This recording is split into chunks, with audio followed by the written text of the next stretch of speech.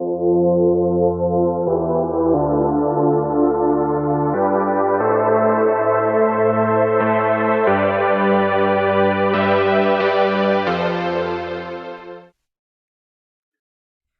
there, it's Stephanie Shea, Chief Astrologer for janspiller.com.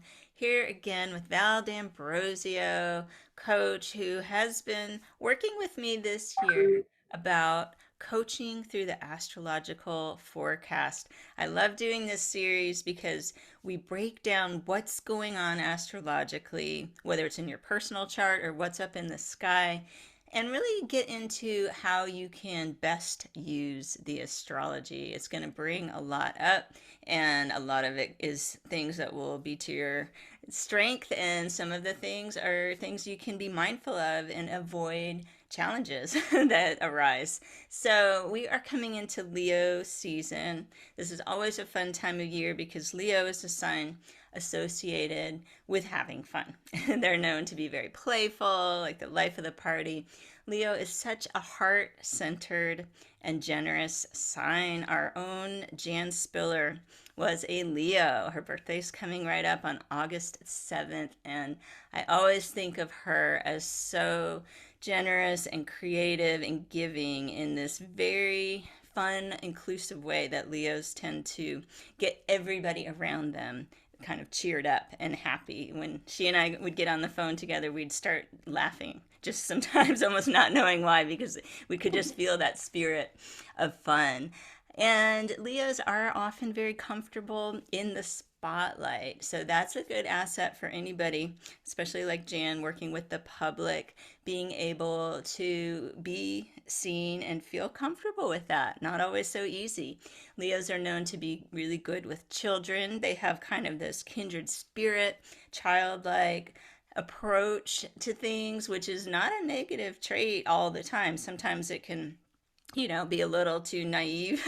But most of the time, I'd say they are the ones that get people feeling that creative spark and thinking about what's possible instead of all the things that could go wrong. So that makes them kind of risk takers. They love sports and games usually. They're often natural leaders, again, because of that magnetism. They make things look like so much fun. Everybody else wants to do what they're doing. And I really appreciate how much Leos have a solid sense of self and what they need. They're really good at taking charge of that. So, Leo season, when the sun moves into Leo, officially starts on July 22nd, and it goes through August 21st. And we have several key astrology dates having to do with the sign of Leo coming right up. The new moon on July 28th is at 5 degrees Leo. So if you were born around July 28th, that's a big new moon for you. You can watch my July report to hear more about that on the channel. And it's a great time, though, to set those intentions that have to do with Leo themes for everybody. So maybe if you did want to work on public speaking or something like this, you could set intentions at the Leo new moon for that, or for creative projects, or for romance. Leo rules romance. We're going to talk about that. Don't worry. And the full moon will be on August 11th. It's in the sign of Aquarius at 19 degrees, and Aquarius is the sign opposite Leo. It's a balancing energy. And so as we talk about some of these themes, some of the balancing traits come from the sign of Aquarius. We'll get into that a little bit. But when the full moon is in Aquarius, it's really highlighting Aquarian traits of being a bit more neutral, maybe standing back and seeing the big picture. It can really help with the Leo sun energy that sometimes is fixating on things that are happening in a dramatic way. And the Aquarius full moon can shine a light on more of the facts and say, okay, what's really going on here? Try to get things in a calmer state. Now, Venus will also enter Leo on the same day of this full moon, and it's going to be in Leo August 11th to September the 4th. And I'd say Venus in Leo is one of the most romantic placements. It just makes my heart happy to think about it. Venus has so much to do with our love, nature. And so if you were born with Venus in Leo, you are probably a naturally romantic person. But I think when the planet Venus moves into the sign of Leo, everybody gets a little bit happier about romance, even if that's not always your traditional style. Maybe just, yeah, a little feeling a little more open with romantic gestures. And it's also fantastic astrology for creative people with Leo ruling the arts. Mercury is going to enter Leo August 19th to September the 2nd. And Mercury is planet of communication. And so if you think of all the things I just mentioned about Leo, fun loving, creative, romantic, you can think, wow, okay, this is how people may be also communicating and working with ideas having to do with those topics. So I expect August to be a pretty fun filled month. Whenever it's Leo season, and there's a couple inner planets in Leo, people tend to want to have more fun. It's sometimes when people want to take their vacation, get together with friends, that kind of thing. So definitely take advantage of that. And for the rest of our show, what we always talk about is the out of balance traits of the energies in the sky. So this is not just for people who are Leo or have Leo in their chart. That will apply sometimes.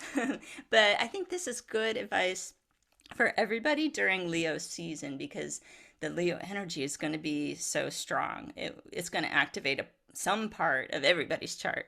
So we have all 12 signs in our chart. So, again, these are not meant to be stereotypes that are pigeonholing people. I really want to make that part clear. But I think because Leo gets this stereotype of being self centered or egotistical, it's very exaggerated, but I think it comes from the concept that when Leo energy gets out of balance, it's hard for them maybe to consider others. It could be like an overwhelming sense that people are all looking at them and like this over self consciousness. And when you think of it that way, you're realizing, okay, this person's not being an egomaniac. They actually are feeling very insecure inside, and that could lead to behaviors that sort of don't consider everyone around them because they're really worried about themselves, and it's harder for them to see things outside of their perspective when they get in that state. And again, this could happen to everybody during Leo season. So that of course can cause problems in communications and relationships, because if someone is acting this way, the people around them are going to feel overlooked and hurt. So, Val, I thought this was such a good one for you of how you might be able to help clients who are in this kind of state. They're having trouble getting out of the limitations of their own viewpoint. Maybe they think everybody is looking at them to do something, to perform in some way, and it's actually causing them to alienate other people. So, yeah, I'm very interested to hear your take on this. Yeah, well, I mean, well, always, I love being a part of this. So thank you so much for this. I can't believe we're in episode 10. So fun. And I also want to just say, like, I feel really blessed and grateful that my partner is a Leo moon, because I really, I'm so, like, all the things you're saying, like the romantic and the childlike and the optimistic and the leader and the enthusiasm and all those things. Those are such real things, and I know that you don't have to be a Leo to have those characteristics, but they're very real. And I think that I've known enough Leos in my life and have worked with a lot of Leos, and for what you're saying, in the sense of where that their lens can narrow when they only see things from their perspective, that others around them can feel hurt or overlooked. And I think that oftentimes, what I find is just getting a pulse on what feeling heard and being seen is for them. So it's just kind of shining a light in something that maybe they thought about, maybe they haven't, and most honestly haven't. Like, hey, how important is for you to feel heard and seen, on a scale of 1 to 10. 1 being not at all, 10 being it's really important. And then they start to get, a little bit curious within their own selves. And then, or even asking the question, what happens when you don't feel heard and you don't feel seen? And they might express certain things inside of them and they don't like the way it feels. And so ultimately what I'm doing in that moment when I'm inviting them with those questions is for them to look outside of themselves, to see that maybe these things that they might be overlooking because they're just more focused on trying to be seen, you know what I mean, or not really aware of the deeper feelings they're feeling in that moment or the emotions they're feeling. But it gives them this greater opportunity for compassion for other. And I think also the understanding that, you know, when I think about especially working in business or working with groups of people, when that can be overbearing for people or others may not feel heard or seen or dismissed, I think that helping them to also understand that they may have this true desire. You know, like one of the things I love about my partner is he loves to be seen. Like he just loves it. And I just adore that about him. Like he loves to be posted on Facebook and social media and all these things. And I'm just, you know, I'll put myself out there, but it's usually a message or a meaning that doesn't have to do about me per se. But I don't really like to be out there, you know, and it's what I've had to explain to him is just that, you know, it's not everybody likes to be seen. Not everybody really wants to be seen in that way. And it wasn't about him, because there was this piece of that someone might take it personally, or we need to as a team or whatever else, but it's not about them. It's just a different way of doing things. It's not personal. It's not something that's, if the attention isn't going to them, doesn't mean X. It doesn't mean a problem. And so just supporting them and shifting their perspective to see it slightly different is useful. It sounds like that, and I feel like, yeah, if there's actually a worry, if somebody else is seen alongside them, would there be some competition or somehow detract? And kind of, this is where the Aquarius end of the spectrum helps to balance, because Aquarius is more about the collective and community and seeing how everybody comes together with their individual voice. But and that's okay to be part of a collective, you know. Well, and I like what you're, you know, remembering in that moment, the extraordinary qualities of Leo. They have this ability to really they think about a childlike wonder. You know, you see the beauty in everything. You see the greatness and the goodness, and you get excited about it. And so even in those moments, recognizing that that you shining a light on someone else doesn't mean that you now become dim. It actually uplifts the other person that continues to lighten you as well. So it's just, if you think about energy, it's just an energy that continues upward spiral, instead of the oh no, they're going to take my light. And then that energy is that, you know, either that we don't want them to be seen as much as we are, or whatever the game that we're playing in that moment. The reality is that that energy, that frequency starts to dim things down. And now the whole project or the whole relationship or everything starts to take a downward spiral instead of an upward spiral. Yeah, yeah, and I think, because Jan was an accomplished astrologer, she probably mastered this when she began her studies and learned, and that's what I really liked her about her, as someone that was working for that, even though she was the figurehead person and in charge, that she never felt like the other person shouldn't express and be themselves and shine. And I really appreciated that. So this is something I think where the Leo generosity, once they realize they can draw those traits in, that will also help if any of these things arise that we've been talking about. Yeah, absolutely. And the one other piece about the that came to mind was useful tools, whether again it's within a business relationship or in an intimate partner relationship, because everybody does like to feel heard and seen. It's the, you know, idea of even using a talking stick, you know, really where that person, when they have the stick, whatever it is, you know, that it's their turn to talk, and the other person gets to practice, you know, authentic listening, compassionate listening, just really, really hearing them. You can even reflect back to them what you heard, but after the fact, after had this opportunity to be heard. The other thing that I learned from my therapist, and we work with her, and it's awesome, is this, you know, you basically use your arm, your hand, and this is about 25%, this is 50%, this is 75%, and this is 100%. So after, you know, you can even use that non-verbally, in the sense of that, if there's an understanding, it's like, okay, so how heard do I feel right now? Or you can even ask the person, how heard do you feel? And it's like, and you're thinking about how heard you feel by the way you feel in your body, by the way you feel, that they really, you felt seen by them. They took you in. They weren't, you can tell when somebody's listening to you when they're already thinking, they're thinking about what they want to say or some kind of whatever, or making it about them. And then that person can just go like, oh, I'm about here. And it's not a direct like you're not listening and you're not, because I think that can cause this greater tension, as opposed to just like, and then using that Leo energy of like, well, I want to do better than next time, and I want to make it better and I can make it better, and so using that as a way to move up and forward again, instead of taking it down like, oh no, I didn't, oh no, and like really, really being hard on themselves in that moment.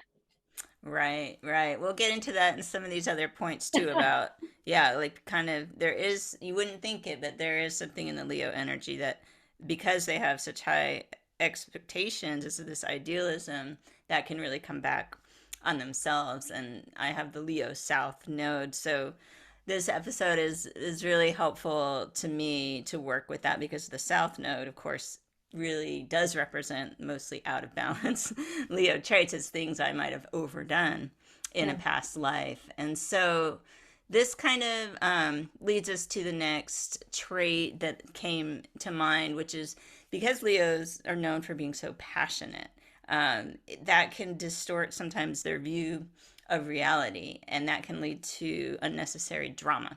So, whatever they're doing, they might be so into, and they get carried away with the emotion of the situation. And again, because the balancing energy is Aquarius, which is about being more analytical, this is the Leo lesson. And especially in the South Node situation, I'm supposed to be gravitating more towards Aquarius. And so the tendency can be to blow events out of proportion or fixing your mind on the one detail that seems kind of sensational. If you had an hour conversation and there was one sentence, how could they have said that, when you kind of block out that the rest of the conversation was kind of okay? And maybe somebody just said something. We all do it. We just say something weird that later on you're like, why did I say that? So this is something, to work on, and let things go. Leo, let's not forget, is a fixed sign. So it can be hard for them to just, okay, live and let live. Maybe that was weird, but I don't need to take this on as my own personal drama. They might hold on to these strong feelings that aren't really serving them, and ultimately it can really drain their energy. So, knowing this, I imagine in your line of work, you may run into clients who do tend to create these dramatic stories and like about their life experience. And how do you help them get out of that mind loop? Yeah, I mean, I think this is great. I mean, for so many people, right? A few things come to mind. The Yeah. first thing, right? The first thing that comes to mind is I asked the question, okay, let's break it down. What are the facts? Like, what are the actual facts? Because when you ask, they look at the facts and the emotions are not involved, it's like, okay, she didn't call and she said she would call. Okay, that's a fact. Not she made me feel this way. That's not a fact. You know what I mean? Like, you feel that, but that wasn't actually a factual thing that occurred in that moment, right? Mhm. Um, he didn't pick up the vegetables from the grocery store. Okay, that's a fact. That like he was disrespecting me when he didn't pick up the food from the grocery store. Right? It's not a fact. So that sometimes helps them. And then going to, okay, so how did, like, then now let's talk about your emotions. So when you separate those, it helps the person to exhale a little bit, get a little bit of space from it, to not take it so personally, to start opening up their aperture to maybe see that's there, they may have gotten into the forward thinking worst case scenario, projecting out this horrible story. So that's one thing, just separating. And the other thing that came to mind was just also helping, understanding how the brain works. I love to really always just look at the facts of the way the brain works. So the mind doesn't know the difference between what's imagined and what's real. And so if we start to tell a story about something that happened, and we start getting into it. And you've probably, I mean, I would say I could imagine that everybody listening right now has done this before, where they're totally fine, and then they start telling a story about how this happened, and this happened, and then oh my god, and then they start to feel all of that. So the chemicals start rushing through their body, and the body does not know, the mind does not know everything, as if that whole entire scenario was happening again. So physiologically we are experiencing it. So just keeping that in mind. So one useful tool is in the sense of where, okay, this happened. I need to tell you what happened. I call it an intentional release, right? So I'm going to tell you what happened. I'm going to totally get dramatic about it. I'm going to, like, blah, blah, blah. But the whole intention, all I want you to do is just listen to me, not say too much about, just listen to me, or whatever you need from it. But this basket or this trash can to just get all into your story and get as sassy as you need to and get as fired up as you need to, with the intention of leaving it there, then throwing it away, not to start playing it again, start talking about it again. And the next person you see, start talking about it again. And the next person you see, start talking about it again, because there's the drama. And then all of a sudden you're walking around as if this thing is just on replay. And it does a disservice to you. It does it again, everything's energy. That's what you start projecting into the world, that it's hard, it's tough, it's intense. And then lo and behold, everything around you feels dramatic. So Yeah. that's what I would suggest. I think that's good. And I'm glad you brought in the brain with this one, because I think this piece could be particularly helpful for anybody with their Mercury natally in Leo, or knowing that coming up, Mercury that rules the mind will be moving into Leo. That's what it reminded me immediately when you were talking about it, that we can almost, yeah, be in a false reality, but our body doesn't know the difference, so it's still very stressful. Yep. Yep. Yeah, so thank you for that. That I'm going to keep in mind. And Right. Good one. yeah, so this final one is something that really spoke to me out of Jan's book, Cosmic Love. If you haven't read it, it is a really helpful book for relationships, and it's based on the North and South Node. And because I have the Leo South Node, I thought, gosh, this also might affect people with Leo anywhere in their charts, or during Leo season might affect somebody, of having this romantic idealism, especially in partnership, and that leads to you not getting to know the other person, because Leo is one of the most romantic signs in the zodiac. They often love the excitement of getting swept off their feet. I know that has definitely been true for me. But then you can get caught up in this illusion of your fantasy partner and overlook just their human side. And that can be bad if you start projecting a fantasy onto the other person and become disappointed when they don't live up to it, because nobody can. And as they start to realize that, oh, okay, nobody's perfect, they will then also realize that maybe there's things that are not the fantasy person about themselves. So I think that ultimately the healing process is really great, but it can be hard in the moment when the healing hasn't started yet. So how do you help clients who, yeah, really need to work on acknowledging the humanness of their partnership? Yeah, this one I can really relate to. And I, a few things come to mind. So first of all, just for that person that may tend to do that, to idealize someone, is to just keep in mind that that's a lot of pressure, right? That's a lot of pressure on the other person to live up to this idea. Or, if the person is maybe that is like, oh, well, I didn't think that you had that. I didn't realize how, how insecure you were. I didn't realize that may had that issue. Like I've just always pictured you to be this person that just, just had all of her shit together, whatever. And that like, just to think about the fact that what that could do in that moment is feel like this if that person does have insecure feelings, insecure thinking, that could potentially perpetuate it in the sense of where, oh no, now I'm expected to hold this role and to be, I'm now in this box and I can't at all do any kind of flaw, and so that's a lot of pressure. So just keeping that in mind, and what that can start to glean and move toward is greater compassion and even understanding for that individual when we project that perfection onto somebody else. And then when I think about when you are in relationship and you see these aspects of a person that are more human, you know again, that childlike playful energy, utilizing it then and really seeing it as like, instead of flaws, right, like really seeing them as these beautiful quirks, these unique quirks, and how, wow, if like that makes them, because if the more you can look at them through eyes of love and appreciation for their differences, or even the differences that you thought would be some one way and then ended up being another way, that can that's the way that you would essentially see yourself, that greater, again, compassion and love, and looking at your own personal quirks and flaws as instead of flaws, but quirks or uniqueness, as Yeah. things that just make you you and are just really, really beautiful.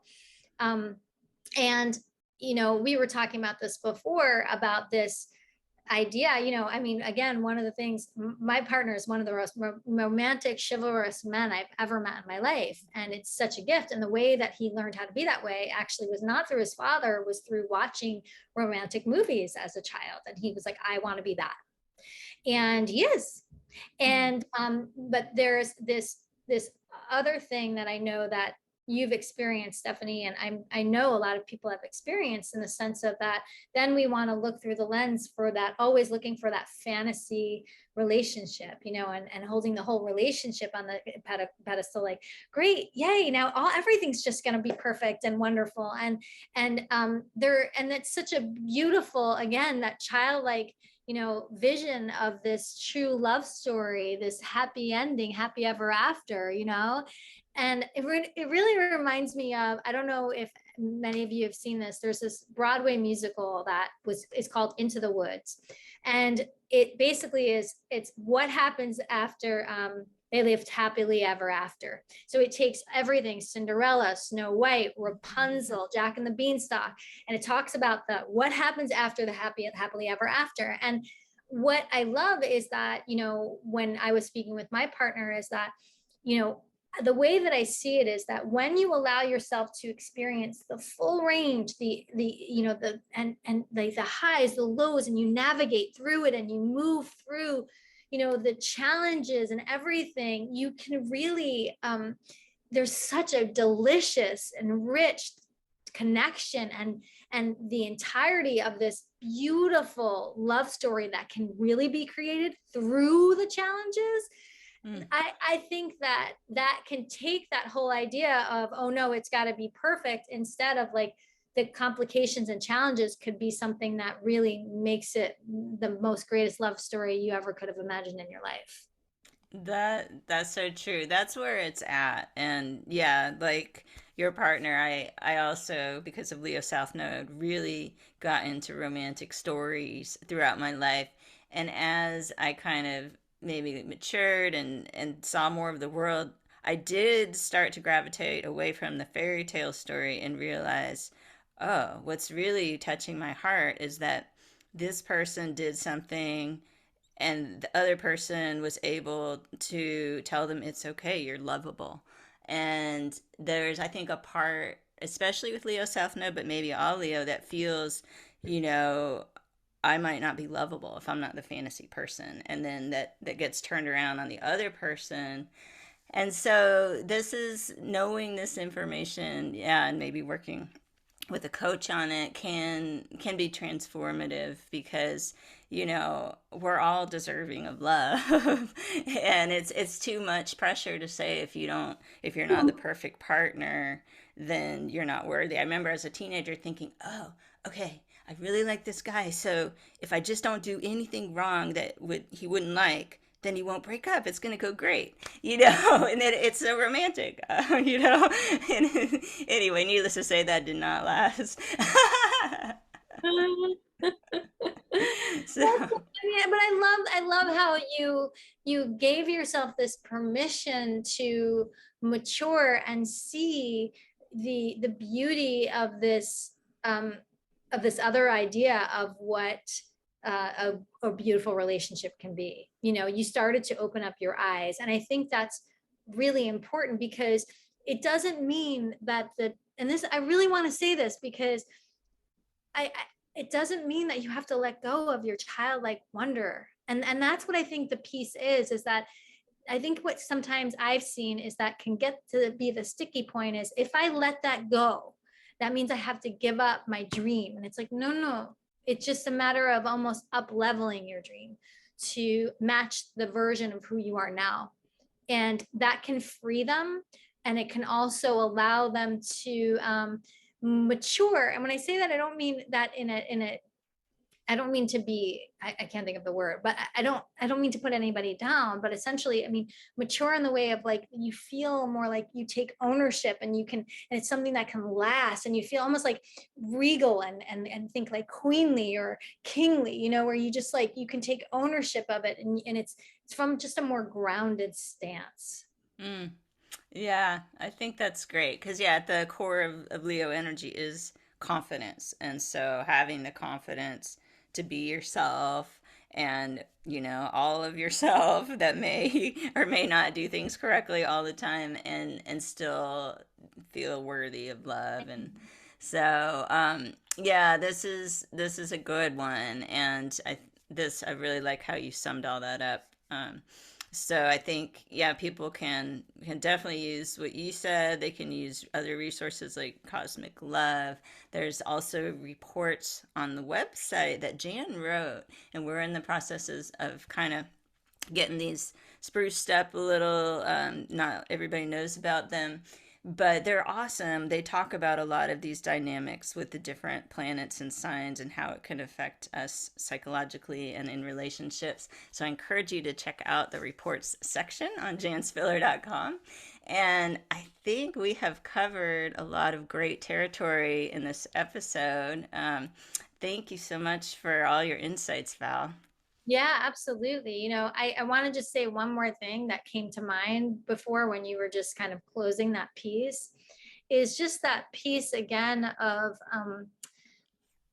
I think the idea of getting it right, you know, is such a it's such a beautiful intention, right? Really wanting to make some, whether it's make someone happy, whatever the intention is, make somebody happy, you know, light somebody's day, you know, make them feel like the most special person on the planet, whatever it is. And if in that moment you didn't quote unquote get it right, you know what I mean? Like, Mhm. meaning it didn't land for whatever reason, because that person is in their own place and they're experiencing their own thing.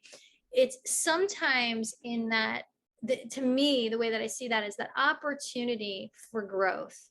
And oftentimes, whether you're in a business relationship or a friendship or an intimate relationship, that moment where there was this opportunity for growth in the sense of where to stretch and where to change and how to grow in that moment, instead of the minute you think like, oh shoot, I got it wrong, I didn't do it right, there's a contraction and there's no room for growth and there's actually less connection. It pulls you further away, as opposed to, wow, okay, what would work, how can I do it differently, da, da, da, da, da. And we start to grow now together, and that's the piece. So for those of you that can relate to all of this, just to really be gentle on yourself and finding that place of like the learning and the growth and using that beautiful Leo energy and the childlike wonder to go, how can we grow, how can we grow closer, and it might not be what you think it is, and that's okay.